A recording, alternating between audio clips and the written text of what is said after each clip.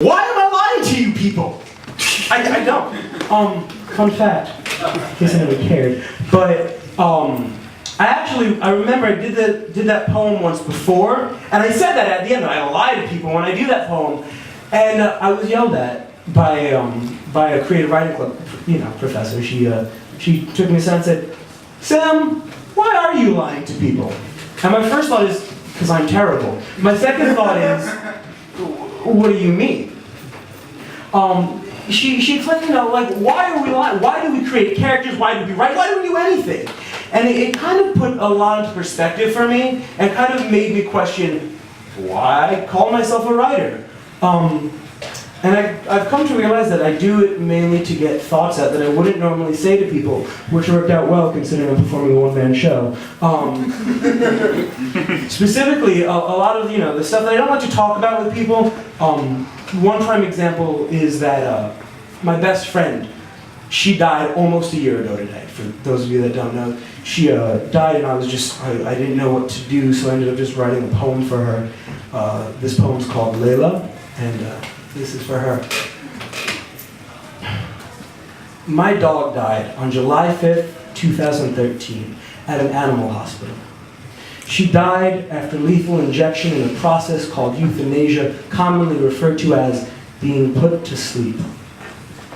She died on a cold metal table with a thin pink sheet over it, and she died in a peaceful manner. But I like to think she died fighting.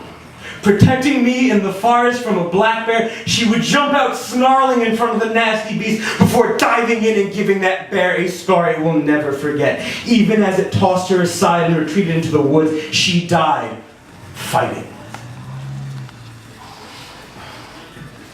When we leave, her body will be put into a large yellow plastic bag and labeled for public cremation. It will then be moved to a freezer where it will sit alongside the corpses of many other animals that have died that week. It will sit there for 1 to 3 weeks until someone from a cremation company comes and takes it to a crematorium where her body will be incinerated alongside all the other pets. Her dust will then be scattered, never seen again. But I like to think that when we leave, they're going to bury her in the backyard with a Superman cape, and they will build a statue over her body commemorating her as a superhero, the world's greatest dog that saved the planet from aliens with big green eyes and tentacles. She died protecting us, a superhero, the world's greatest dog.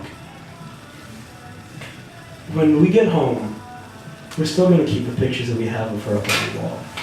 We don't want to look at them. They will just sit there and collect dust and remind us of the things that we are guilty of. But I like to think that she's alive in each one of those old photos, running around forever a puppy, playing with my brother Max and I, and chasing squirrels. I like to think that one day she's going to catch one of those squirrels, and a dead squirrel is going to end up sitting next to her in one of the photos, as if she could say, "Here, look what I've finally done." I like to think that this will happen, but I know that it won't. See, sometimes we write to grieve, other times we write to remember, but for now, I write to give my childish heart some hope to hold on to, even when I know that the hope is false.